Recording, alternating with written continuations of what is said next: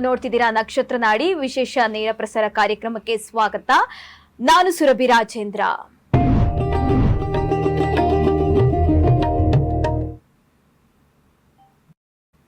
ಎಂದಿನಂತೆ ಕಾರ್ಯಕ್ರಮದಲ್ಲಿ ಆಧ್ಯಾತ್ಮಿಕ ಚಿಂತಕರು ದಿನೇಶ್ ಪಂಡಿತ್ ಗುರುಜಿ ಅವರು ನಮ್ಮ ಜೊತೆ ಇದ್ದಾರೆ. ಅವ್ರನ್ನ ಕಾರ್ಯಕ್ರಮಕ್ಕೆ ಬರಮಾಡ್ಕೊಳ್ಳೋಣ. ಗುರುಗಳೇ, ಕಾರ್ಯಕ್ರಮಕ್ಕೆ ಆದರದ ಸ್ವಾಗತ. ಓಂ ಶ್ರೀ ಗುರುಭ್ಯೋ ನಮಃ. ಹರಿ ಓಂ. ಜ್ಞಾನಾನಂದಮಯಂ ದೇವಂ ನಿರ್ಮಲ ಸ್ಫಟಿಕಾಕೃತಿಂ ಆಧಾರಾಂ ಸರ್ವವಿದ್ಯಾನಾಂ ಹಯಗ್ರೀವ ಮುಪಾಸ್ಮಹೆ. ಓಂ ನಮೋ ಭಗವತೆ ವಾಸುದೇವಾಯ. ಓಂ ನಮೋ ನಾರಾಯಣಾಯ. ನಮಸ್ಕಾರ. ಎಸ್ ವೀಕ್ಷಕರೇ, ನಿಮಗೆ ಜ್ಯೋತಿಷ್ಯ ಕಲಿಯುವ ಆಸಕ್ತಿ ಇದ್ರೆ ಖಂಡಿತವಾಗಿ ನೀವು ಜ್ಯೋತಿಷ್ಯ ಕ್ಲಾಸ್ಗೆ ಜಾಯಿನ್ ಆಗ್ಬೋದು. ಯಾಕೆಂದ್ರೆ ಗುರುಗಳ ನೇತೃತ್ವದಲ್ಲಿ ಇದೇ ಫೆಬ್ರವರಿ 10ರಿಂದ 111ನೇ ಬ್ಯಾಚ್ ಆರಂಭವಾಗ್ತಾ ಇದೆ. ಅಲ್ಲಿ ಇಲ್ಲಿ ಹೋಗಿ ಮೋಸ ಹೋಗೋ ಬದಲು ಗುರುಜಿಯವರ ನೇತೃತ್ವದಲ್ಲಿ ಈವರೆಗೂ 65,000ಕ್ಕೂ ಹೆಚ್ಚು ವಿದ್ಯಾರ್ಥಿಗಳು ಜ್ಯೋತಿಷ್ಯ ಕಲ್ತಿದ್ದಾರೆ ಅಂತ ಹೇಳ್ತಾ, ನಿಮಗೆ ಆಸಕ್ತಿ ಇದ್ರೆ ಕುಟುಂಬ ಸಮೇತರಾಗಿ ಜ್ಯೋತಿಷ್ಯ ಕ್ಲಾಸ್ಗೆ ಜಾಯಿನ್ ಆಗ್ಬಾರ್ದು ಇದೇ ಫೆಬ್ರವರಿ 10ರಿಂದ ಅಂತ ಹೇಳ್ತಾ, ಇವತ್ತಿನ ಸಂಚಿಕೆಯಲ್ಲಿ ನಾವು ಹಣದ ವಿಚಾರವಾಗಿ ಮಾತನಾಡ್ತಾ ಹೋಗೋಣ. ಎಲ್ಲರ ಜೀವನದಲ್ಲೂ ಕೂಡ ಹಣ ಪ್ರಮುಖ ಪಾತ್ರ ವಹಿಸುತ್ತೆ. ಹಣ ಜೀವನ ಅಲ್ಲದೇನೆ ಇರಬಹುದು, ಆದರೆ ಜೀವನದಲ್ಲಿ ಹಣ ಪ್ರಮುಖ ಪಾತ್ರ ವಹಿಸುತ್ತದೆ. ಆದ್ರೆ ಇತ್ತೀಚಿನ ದಿನಗಳಲ್ಲಿ ಹಣದ ವಿಚಾರವಾಗಿ ಆತ್ಮಹತ್ಯೆ ಮಾಡ್ಕೊಡ್ತಾರೆ.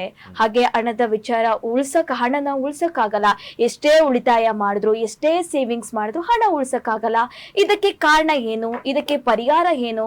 ಯಾವ ರೀತಿ ನಾವು ಮಾರ್ಗ ಅನುಸರಿಸಿದ್ರೆ ಹಣವನ್ನು ಉಳಿಸ್ಬೋದು ನಾವು ಅಂತ ಇವತ್ತು ಗುರುಜಿಯವರ ಹತ್ರ ನಾವು ತಿಳಿದುಕೊಳ್ಳೋಣ. ಗುರುಜಿ, ಮೊದಲನೇದಾಗಿ ಹಣದ ವಿಚಾರವನ್ನು ನಾವು ತೆಗೆದುಕೊಳ್ಳೋಣ. ಇವತ್ತು ಹಣವನ್ನು ನಾವು ಹೇಗೆ ಉಳಿಸಬಹುದು ಅಂತ. ಈಗ ಬಹಳ ಮುಖ್ಯವಾಗಿ ಮನೆಗಳನ್ನು ಅಂತ ಇರುತ್ತೆ, ಗ್ರಹಗಳು ಅಂತ ಇರುತ್ತೆ. ಎರಡು ಜ್ಯೋತಿಷದಲ್ಲಿ ಎರಡು ಸಪರೇಟ್ ಸಬ್ಜೆಕ್ಟ್. ಹಣ ಉಳಿಸಕ್ಕಾಗದೇ ಇರತಕ್ಕಂಥ 3 ಮನೆಗಳು, 5ನೇ ಮನೆ, 8ನೇ ಮನೆ, 12ನೇ ಮನೆ. ಇದು ದಶದಲ್ಲಿ ಬಂದಾಗ 5ನೇ ಮನೆ ದಶ ಬಂದಾಗ ಅಥವಾ 8ನೇ ಮನೆ ದಶ ಇದ್ದಾಗ, ಅಂದ್ರೆ ಆ ಸ್ಕ್ರಿಪ್ಟ್ ಅಂತ ನಾವು ಕರಿತೀವಿ. ಈಗ ನಾವೇನು ಸ್ಕ್ರೀನಲ್ಲಿ ತೋರಿಸ್ತೀವಿ, ಆ ಸ್ಕ್ರೀನಲ್ಲಿ ಯಾರ್ದೋ ಒಬ್ಬರದು ಹಣಕಾಸಿಲ್ಲ, ಜಾಬ್ ಇಲ್ಲ ಅಂದಾಗ ಹಣಕಾಸಿನ ಕಾಂಬಿನೇಷನ್ ಬಂದ್ರೆ ಜಾಬ್ ಸಿಗುತ್ತೆ. ಹಣಕಾಸಿನ ಕಾಂಬಿನೇಷನ್ ಬಂದಿಲ್ಲ ಅಂದ್ರೆ ಜಾಬೇ ಸಿಗಲ್ಲ. ಜ್ಯೋತಿಷ್ಯದ ಮೂಲ ಈ ಧರ್ಮ, ಅರ್ಥ, ಕಾಮ, ಮೋಕ್ಷದಲ್ಲೇ ಇರೋದು. ಈ 4ರಲ್ಲೇ ಎಲ್ಲರಿಗೂ ಕೂಡ ಸುಖ, ಸಂತೋಷ, ಕಷ್ಟ, ದುಃಖ ಎಲ್ಲ ಈ 4ರಲ್ಲೇ. ಧರ್ಮ, ಅರ್ಥ, ಕಾಮ, ಮೋಕ್ಷ ಈ 4ರಲ್ಲೇ ಇರೋದು. ಅದಕ್ಕೆ ನಮ್ಮ ಕುಂಡಲಿಯಲ್ಲಿ 12 ರಾಶಿಗಳು. ಓಕೆ ಗುರುಜಿ, ಮಾತನಾಡೋಣ. ಕಾಲರ್ ರೆಡಿ ಇದ್ದಾರೆ. ನಮಸ್ತೆ. ಹಲೋ. ನಮಸ್ತೆ ಮ್ಯಾಮ್. ಮೇಡಮ್, ತಿಳಿಸಿ ನಿಮ್ಮ ಹೆಸರು, ಎಲ್ಲಿಂದ ಕರೆ ಮಾಡ್ತಾ ಇದ್ದೀರಾ? ನಮ್ಮ ಹೆಸರು ಸವಿತಾ ಅಂತ ಮ್ಯಾಮ್. ನರಗುಂದಿಂದ ಕರೆ ಮಾಡ್ತಿದ್ವಿ.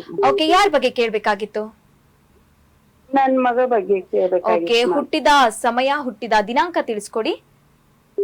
20/9/2005. 20/9/2005. ಓಕೆ, ಹುಟ್ಟಿದ ಸಮಯ ಮಧ್ಯಾಹ್ನ 3:51. ಓಕೆ, ಹುಟ್ಟಿದ ಊರು? ಹುಟ್ಟಿದ ಊರು ಬಾಗಲಕೋಟೆ. ಓಕೆ, ಗುರುಗಳಿದ್ದಾರೆ, ಮಾತನಾಡಿ ಮೇಡಮ್. ಏನ್ ವಿಚಾರದಲ್ಲಿ ಕೇಳ್ಬೇಕು? ಅವ್ರದ್ದು ಜಾಬ್ ಬಗ್ಗೆ ಕೇಳ್ಬೇಕಾಗಿತ್ತು ಸರ್. ಜಾಬ್. ಈಗ ಇಂಜಿನಿಯರಿಂಗ್ 6ನೇ ಸೆಮ್ ಇದ್ದಾಳ್ರಿ. ಅದೇ ಜಾಬ್ ಬಗ್ಗೆ ಕೇಳ್ಬೇಕು ಅಂದ್ರೆ ಸ್ಪಷ್ಟವಾಗಿ ಕೇಳಿ, ಏನ್ ಕೇಳ್ಬೇಕು ಅದ್ರಲ್ಲಿ? ಅದ ಈಗ ಇಂಜಿನಿಯರಿಂಗ್ ಮುಗಿದ ಕೂಡಲೇ ಜಾಬ್ ಆಗುತ್ತಾ ಇಲ್ಲ, ಕ್ಯಾಂಪಸ್ ಆಗುತ್ತಾ ಇಲ್ಲ ಅಂತ ಇವತ್ತು ಮುಗಿದು ನಾಳೆ ಬೆಳಿಗ್ಗೆ ಆಫರ್ ಲೆಟರ್ ಕೊಡ್ಬೇಕು ನಿಮ್ಗೆ. ಅವಾಗ ನಿಮ್ಗೆ ಸಂತೋಷ. ಕಷ್ಟ ಅನ್ನೋದು ಬೇಡವೇ ಬೇಡ ಮನುಷ್ಯನ್ಗೆ, ಅಲ್ವಾ? ಕಷ್ಟ ಪಡೋದು ಏನು ಇಲ್ಲ. ಇವತ್ತು ಮುಗ್ದಿದ ತಕ್ಷಣ ನಾಳೆ ಬೆಳಿಗ್ಗೆ ಆಫರ್ ಲೆಟರ್ ಕೊಟ್ಬಿಟ್ರೆ ಆಹಾ ಆತರ ಜಾತಕದಲ್ಲಿ ಇದೆಯಾ? ಕೆಲಸ ಸಿಕ್ಕಿದ ತಕ್ಷಣ ನಾಳೆ ಬೆಳಿಗ್ಗೆ ಹುಡುಗ ಬಂದು ತಾಳಿ ಕಟ್ಬಿಡ್ಬೇಕು, ಆಹಾ ಆತರ ಆಫರ್ ಇದೆಯಾ? ಮದುವೆ ಆಗಿ ಅದ್ರ ನಾಳೆ ಬೆಳಿಗ್ಗೆ ಮಕ್ಕಳಾಗ್ಬಿಡ್ಬೇಕು, ಆತರ ಆಫರ್ ಇದೆಯಾ? ಉದ್ಯೋಗ ಅವ್ರ ಜೀವನದಲ್ಲಿ ಚೆನ್ನಾಗಿರುತ್ತಾ? ಆತರ ಪ್ರಶ್ನೆ ಕೇಳಿದ್ರೆ ಸಾಕು. ಉದ್ಯೋಗ ಸಿಗುತ್ತಾ? ಇಂಜಿನಿಯರಿಂಗ್ ಕಲಿಯಕ್ಕಿಂತ ಮುಂಚೆ ಯಾಕೆ ಜ್ಯೋತಿಷ ಇಲ್ಲ? ಒಂದ್ ನಿಮಿಷ, ನಾನು ನಿಮ್ಗೆ ಪ್ರಶ್ನೆ ಕೇಳ್ತಾ ಇರೋದು. ಇಂಜಿನಿಯರಿಂಗ್ ಕಲಿಯಕ್ಕಿಂತ ಮುಂಚೆ ಯಾಕೆ ಜಾತಕ ಕೇಳಲಿಲ್ಲ, ಕೆಲಸ ಸಿಗುತ್ತೆ ಅದ್ರ ಮೇಲೆ ಸಲುವಾಗಿ ಏನಮ್ಮ ಏನು ಆಕಿ ಇನ್ಫೋಸಿಸ್ ಕಂಪ್ನಿ ಸ್ಕಾಲರ್ಶಿಪ್ ತಗೋತಾ ಇದ್ದಾಳ್ರಿ. ನೆಕ್ಸ್ಟ್ ಮುಗಿದ ಕೂಡಲೇನು ಜಾಬ್ ಅವ್ರ ಕೊಡ್ತಾರ್ರಿ. ಅದಕ್ಕೆ ಪ್ರಶ್ನಾಶಾಸ್ತ್ರಕ್ಕೆ ಹೋಗ್ಬೇಕು. ಇಲ್ಲಿ ಜಾತಕದಲ್ಲಿ ಇಲ್ಲಿ ಇನ್ಫೋಸಿಸ್, ಆಕ್ಸೆಂಚೂರು, ಕ್ಯಾಪ್ ಜೆಮಿನಿ ಅಂತ ಇಲ್ಲಿ ಗ್ರಹಗಳು ಬರ್ದಿರಲ್ಲ. ಜನಗಳಿಗೆ ಮೂಢತ್ವ ಜ್ಯೋತಿಷದಲ್ಲಿ ಬಂದಿರೋದೇ ಇಲ್ಲಿಂದ, ಮೂಢನಂಬಿಕೆ ಬಂದಿರೋದೇ ಇಲ್ಲಿಂದ. ಯಾರೋ ಕೇಳ್ತಾರೆ ಜಾತಕದಲ್ಲಿ ಇನ್ಫೋಸಿಸ್ ಸಿಗುತ್ತಾ ಅಂತ, ಅಲ್ಲಿ ಗ್ರಹಗಳು ಬೋರ್ಡ್ ಇಟ್ಕೊಂಡು ಕೂತಿರ್ತಾವಲ್ಲಿ, ಇವ್ರಿಗೆ ಇನ್ಫೋಸಿಸ್ ಸಿಗುತ್ತೆ ಅಂತ, ಇನ್ನೊಬ್ರಿಗೆ ಬೋರ್ಡ್ ಇಟ್ಕೊಂಡು ಕೂತಿರ್ತಾವೆ, ಇವ್ರಿಗೆ ಕ್ಯಾಪ್ ಜೆಮಿನಿ ಸಿಗುತ್ತೆ, ಆಕ್ಸೆಂಚೂರಲ್ಲಿ ಸಿಗುತ್ತೆ, ಈ ರೀತಿ ಬೋರ್ಡ್ ಇಟ್ಕೊಂಡಿರ್ತಾರೆ. ಕೆಲಸ ಸಿಗ್ತಕ್ಕಂತ ಸಮಯ ಒಂದು ಹೇಳ್ಬೋದು, ಇಂತಹ ಕೆಲಸನೇ ಸಿಗುತ್ತೆ ಅಲ್ಲೇ ಸಿಗುತ್ತೆ ಅಂತಂದ್ರೆ, ಈಗ ನಾಳೆ ಯಾವುದೋ ಒಂದು ಸ್ಟಾರ್ಟ್ಅಪ್ ಕಂಪನಿ ಸಿಕ್ತು ಇವ್ರಿಗೆ, ಇವ್ರು ಹೋಗಿಲ್ಲ ಅಂತಂದ್ರೆ ಗ್ರಹಗಳು ಏನ್ ಮಾಡ್ಬೇಕು? ಕರೆಕ್ಟ್ ಅಲ್ವಾ? ಗ್ರಹಗಳು ಏನ್ ಮಾಡ್ಬೇಕು? ಅದಕ್ಕೆ ಪಬ್ಲಿಕ್ ಅಷ್ಟು ಮುಟ್ಟಾಳ್ರಿನೊಬ್ರು ಇಲ್ಲ. ಯಾಕೆಂದ್ರೆ ಪಬ್ಲಿಕ್ ನೋಡ್ತಾ ಇರ್ತೀವಿ ನಾವೆಲ್ಲ, ಬುದ್ಧಿ ಸ್ವಲ್ಪ ಕಮ್ಮಿ.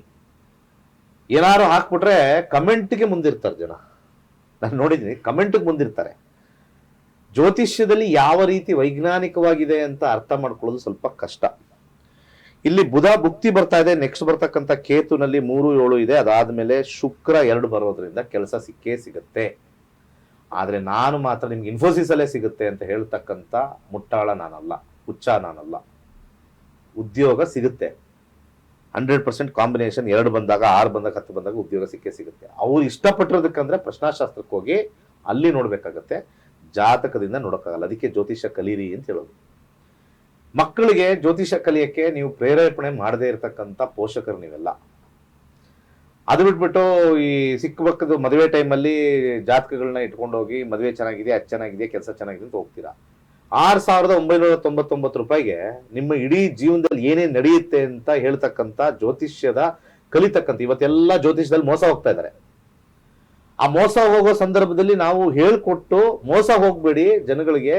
ಜ್ಯೋತಿಷ್ಯ ಒಂದು ಪ್ಯಾರಾಡೈಮ್ ಶಿಫ್ಟ್ ಅಂತ ಕರೀತಾರೆ, ಅದನ್ನ ತಗೊಂಡ್ಬರ್ತಾ ಇದೀವಿ ಅಂತಂದ್ರೆ, ಈ ಪಬ್ಲಿಕ್ ಅವರು, ಈ ಟ್ರೋಲರ್ಸ್ ಇರ್ತಾರೆ, ವ್ಯಂಗ್ಯ ಮಾಡೋರು ಇರ್ತಾರಲ್ಲ, ಇಲ್ಲಿ ಅವ್ರಿಗೆ ಕಣ್ಣು ಕಾಣಿಸಲ್ಲ. ಇಂಥ ವ್ಯಕ್ತಿ ಜ್ಯೋತಿಷ್ಯ ಹೇಳ್ಕೊಡ್ತಾ ಇದ್ದಾನೆ, ಅದರಲ್ಲಿ ವಿಜ್ಞಾನ ಹೇಳ್ಕೊಡ್ತಾ ಇದ್ದಾನೆ, ಈ ರೀತಿ ಎಲ್ಲ ಮಾಡ್ತಾ ಇದ್ದಾನೆ ಅಂತ ಕಣ್ಣು ಕಾಣಿಸಲ್ಲ. ಯಾವ್ದಾರು ಒಂದು ಕೆಟ್ಟದ್ ನಡೆದು ಬಿಟ್ರೆ ಅವಾಗ ಎದ್ದು ಬಿಡ್ತಾರೆ, ಇವರೆಲ್ಲ ಕಾಯ್ಕೊಂಡಿರ್ತಾರೆ, ಸರ್ಪಗಳ ತರ ಎದ್ದು ಬಿಡ್ತಾರೆ.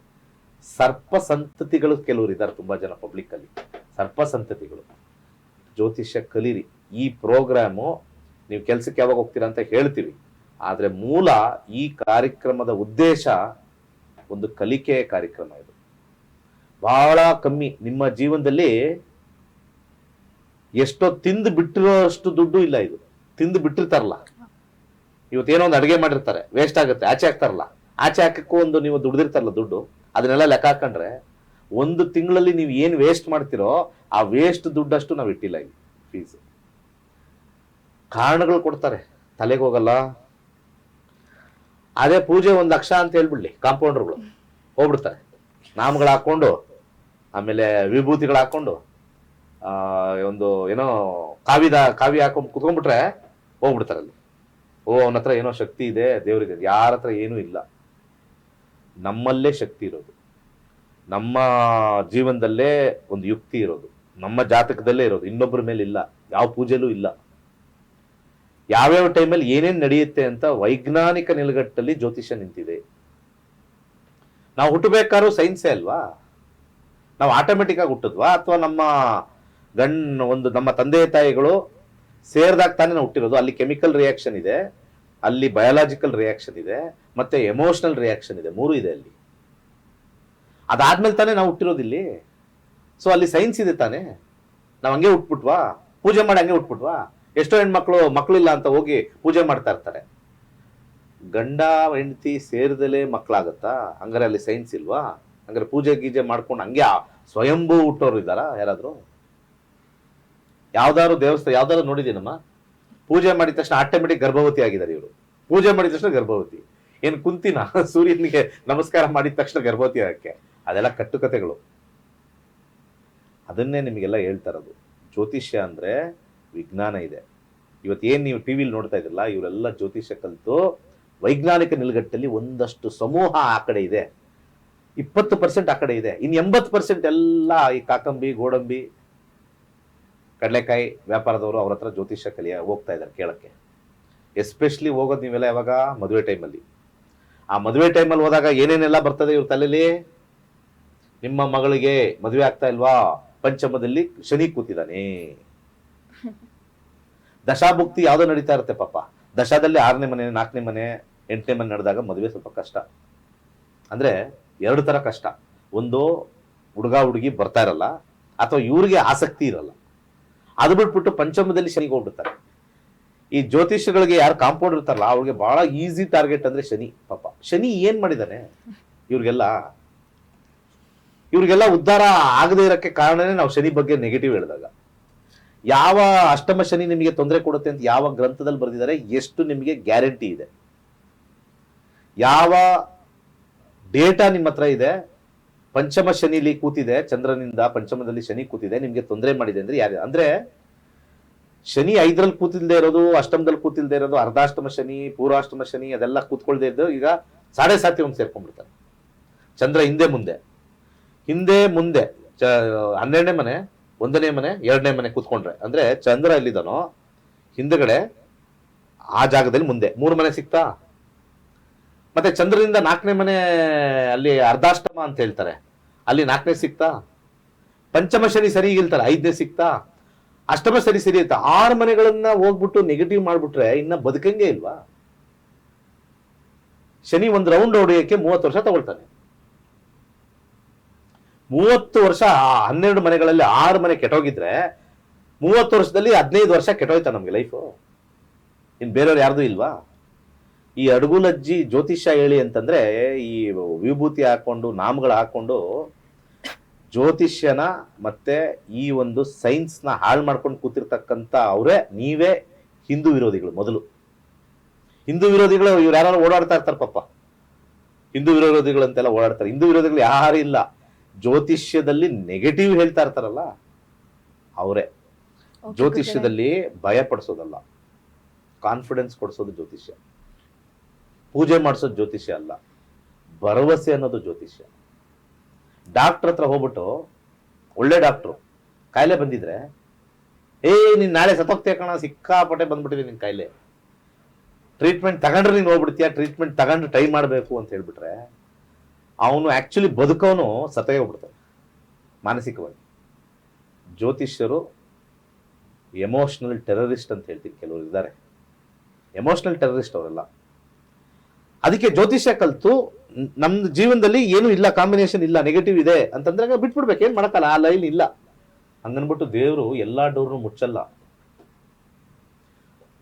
10 ಡೋರಲ್ಲಿ 3 ಡೋರ್ ಮುಚ್ಚಿದ್ರೆ 7 ಡೋರ್ ಓಪನ್ ಇರುತ್ತೆ. ನಾವು 3 ಡೋರ್ ಮಾತ್ರ ನೋಡ್ತಾ ಇರ್ತೀವಿ ಮುಚ್ಚಿದೆ ಅಂತ, ಇನ್ನು ಈ ಕಡೆ ತಿರುಗಿ ನೋಡಿದ್ರೆ 7 ಡೋರ್ ಓಪನ್ ಇರುತ್ತೆ. That is life. ಆ ಲೈಫ್ನ ತಿಳ್ಕೊಂಡ್ರೆ ಮಾತ್ರ ಗೊತ್ತಾಗುತ್ತೆ. ಮೈಂಡಲ್ಲಿ ದಯವಿಟ್ಟು ಎಲ್ಲರೂ ಕೂಡ ಈ ಜ್ಯೋತಿಷ್ಯ ಅಂದ್ರೆ ವಿಜ್ಞಾನ ಕಲೀರಿ. ಜ್ಯೋತಿಷ್ಯನ ಕೇಳಕ್ ಹೋಗ್ಬಾರ್ದು. ಕೇಳೋರು ಮುಟ್ಟಾಳ್ರು, ಇಲ್ಲಿ ಕೇಳೋರು ಮುಟ್ಟಾಳ್ರೆ. ನಾನು ಹೇಳ್ತೀನಿ, ನೀವು ನನ್ ಕಾಲ್ ಮಾಡಿ, ನೀವು ಮುಟ್ಟಾಳ್ರೆ. ನೀವು ಕೇಳ್ಬಿಟ್ಟು ಹೇಗೆ ಹೇಳ್ತಾರೆ ಅಂತ ತಿಳ್ಕೊಂಡು ಬಂದ್ರೆ ಬುದ್ಧಿವಂತರು. 100% ಹೇಳ್ತಾ ಇದ್ದೀನಿ, ಕೇಳಕ್ ಹೋಗೋರೆಲ್ಲ ಶತಮೂರ್ಖರು. ನೆಕ್ಸ್ಟ್ ಓಕೆ ಗುರುಗಳ, ನೆಕ್ಸ್ಟ್ ಕಾಲರ್ ರೆಡಿ ಇದ್ದಾರೆ, ಮಾತನಾಡೋಣ. ಹಲೋ ಹಲೋ ಸರ್, ನಮಸ್ತೆ. ನನ್ನ ಧ್ವನಿ ಕೇಳಿಸ್ತಾ ಇದೆಯಾ? ಹಲೋ ಹಲೋ, ನಮಸ್ಕಾರ ಮೇಡಮ್. ಮೇಡಮ್ ಹೇಳಿ, ಎಲ್ಲಿಂದ ಕರೆ ಮಾಡ್ತಿದ್ದೀರಾ? ನಿಮ್ಮ ಹೆಸರು? ನಾವು ಶಿವಮೊಗ್ಗ ಜಿಲ್ಲೆಯಿಂದ ಮಾತಾಡ್ತಿದ್ದೀವಿ, ಯಶೋಧ ಅಂತ. ಓಕೆ, ಯಾರ ಬಗ್ಗೆ ಕೇಳ್ಬೇಕಾಗಿತ್ತು? ನಮ್ಮ ಮಗಳ ಬಗ್ಗೆ ಕೇಳ್ಬೇಕಿತ್ತು. ಓಕೆ, ಹುಟ್ಟಿದ ದಿನಾಂಕ ಹಾಗೆ ಸಮಯ ತಿಳಿಸ್ಕೊಡಿ. 2003ನೇ ಇಸ್ವಿ. ಡೇಟು ಮಂತು ಇಯರ್ ಹೇಳಮ್ಮ ಆರ್ಡರ್ ಅಲ್ಲಿ. ಫಸ್ಟ್ ಡೇಟ್ ಹೇಳಿ. 12ನೇ ತಾರೀಕು 12ನೇ ತಾರೀಕು ಬೆಳಿಗ್ಗೆ 8:25ಕ್ಕೆ ಹುಟ್ಟಿದ್ದಾರೆ. ಯಾವ ತಿಂಗಳು ಮೇಡಮ್? ತಿಂಗಳು ತಿಳಿಸ್ಕೊಡಿ ಫಸ್ಟ್. 12ನೇ ತಾರೀಕು ತಿಂಗಳು? ಫೆಬ್ರವರಿ ತಿಂಗಳು, 2ನೇ ತಿಂಗಳು. ಓಕೆ, 2000 2003ನೇ ಇಸ್ವಿ. ಓಕೆ, ಹುಟ್ಟಿದ ಸಮಯ? ಹುಟ್ಟಿದ ಸಮಯ 8:25. 8:25 ಬೆಳಗ್ಗೆನಾ? ಬೆಳಿಗ್ಗೆ. ಓಕೆ, ಹುಟ್ಟಿದ ಊರು ಯಾವುದು? ಅವ್ರದ್ದು ಚನ್ನಗಿರಿ ತಾಲೂಕು. ಓಕೆ, ಗುರುಗಳಿದ್ದಾರೆ, ಮಾತನಾಡಿ. ನಮಸ್ಕಾರ ಗುರುಗಳೇ. ನಮಸ್ಕಾರ, ಹೇಳಿ. ಅದೇ ನಮ್ಮ ಮಗಳು KS ಕೋಚಿಂಗ್ ತಗೊಂತಿದ್ದಾಳೆ. ಓದೋದ್ರಲ್ಲಿ ತುಂಬಾ ಡಲ್ ಆಗಿದ್ದಾಳೆ. ಅದಕ್ಕೆ ಓದೋದ್ರಲ್ಲಿ ಡಲ್ ಇರೋರಿಗೆಲ್ಲ KS ಕೋಚಿಂಗ್ ಕೊಡ್ತೀರಿ ನೀವೆಲ್ಲ? ಪರವಾಗಿಲ್ಲ, ಫಸ್ಟ್ ಟೈಮ್ ಕೇಳ್ತಾರೆ. ಯಾಕೆ ತುಂಬಾ ಓದಕ್ಕೆ ಇಂಟ್ರೆಸ್ಟ್ ಬರ್ತಾ ಇಲ್ಲ ಅಂತ. ಮತ್ತೆ KS ಕೋಚಿಂಗ್ ಯಾಕೆ ಕೊಡ್ತಾ ಇದ್ದೀರಾ? KS ಅಲ್ಲಿ ಕಷ್ಟ ಪಡ್ಬೇಕಲ್ಲಮ್ಮ ತುಂಬಾ. ಅದೇ ಯಾಕೋ ತುಂಬಾ ಚೆನ್ನಾಗಿ ಓದ್ತಿದ್ಲಿ, ಯಾಕೋ ಒಂಥರ ಅಪ್ಸೆಟ್ ಆಗಿದ್ದಾಳೆ ಅದಕ್ಕೆ. 5ನೇ ಮನೆ ಬಂದಿದೆ, ಅಪ್ಸೆಟ್ ಏನಾಗಿಲ್ಲ. ಯಾರನ್ನಾರು ಇಷ್ಟಪಡ್ತಾ ಇದ್ರ ನೋಡಿ? ಇಲ್ಲ ಸರ್. ಹೌದಾ? ಇಲ್ವಾ? ಆಮೇಲೆ ನನಗೆ ಫೋನ್ ಮಾಡಿ ಹೇಳಿದ್ರೆ ಯಾವ್ದೇ ಓದಕ್ಕೆ ಯಾಕೋ ಡಲ್ ಆಗಿದ್ದಾಳೆ ಅದಕ್ಕೆ. ಏನಕ್ಕೆ ಡಲ್ ಅಂತ ಕೇಳ್ಕೊಂಡಿದ್ರ ಹೋಗ್ಲಿ? ಏನ್ ಕಾರಣಕ್ಕೆ ಡಲ್ ಅಂತ ಕೇಳಿದೀರಾ ನೀವು ಹೋಗ್ಲಿ ಕೂರ್ಸಿ? ಅವರು ಅದೇ ಯಾಕೋ ಮನಸ್ಸು ಬರ್ತಾ ಇಲ್ಲ ಅಂತಿದ್ರು ಸರ್. 11-5 ಈ ಕಾಂಬಿನೇಷನ್ ಅವ್ರಿಗೆ ಆರ್ಕಿಟೆಕ್ಟ್ ಒಳ್ಳೇದು, ಸಾಫ್ಟ್ವೇರ್ ಒಳ್ಳೇದು, ಅರ್ಥ ಆಯ್ತಾ? ಈ ಲೈನ್ ಅಲ್ಲಿ ಮಾತ್ರನೇ ಅವ್ರಿಗೆ ಯೋಗ ಇರೋದು, ಗುರುದಶ. 5 and 11 ಕಾಂಬಿನೇಷನ್ ಕ್ರಿಯೇಟಿವ್ ಫೀಲ್ಡ್ ಅಲ್ಲಿ ಮಾತ್ರ ಇರೋದು. ಏನ್ ಓದಿದ್ದಾರೆ? ಎಲ್ಲ ಕೋಚಿಂಗ್ ತಗೊಂಡಿದ್ದಾರೆ ಸರ್. ಅಲ್ಲ, ಡಿಗ್ರಿ ಏನು ಓದಿಲ್ವಾ? ಇಲ್ಲ, ಇದು ಡಿಗ್ರಿ ತಗೊಂಡಿವಿ, ಅದ್ರ ಮೇಲೆ ಕೋಚಿಂಗ್ ತಗೊಂಡಿದ್ದಾಳೆ. ಡಿಗ್ರಿ ತಗೊಂಡು ಅದ್ರ ಮೇಲೆ ಕೋಚಿಂಗ್. ಮೋಸ್ಟ್ಲಿ ನಿಮ್ಮನ್ನ IAS ಕೋಚಿಂಗ್ ಕಳಿಸ್ಬೇಕು ಅನ್ಸುತ್ತೆ ಫಸ್ಟ್. ಏನ್ ಸರ್? ನಿಮ್ಗೆ IAS ಕೋಚಿಂಗ್ ಕಳಿಸ್ಬೇಕು. ಮಾತಾಡಕ್ಕೆ ಗೊತ್ತಾಗ್ತಾ ಇಲ್ವಲ್ಲ? ನಿಮ್ ಮಗಳು ಎಲ್ಲಿದ್ದಾರೆ? ಇದೆ ಸರ್ ಇಲ್ಲಿ. ಅವ್ರು ಯಾಕೆ ಮಾತಾಡಲ್ಲ? ಕೊಡ್ತೀನಿ ಸರ್. ಅವ್ರನ್ನೇ ಕೊಡಿ. ಈಗ ಮಾತಾಡಿ.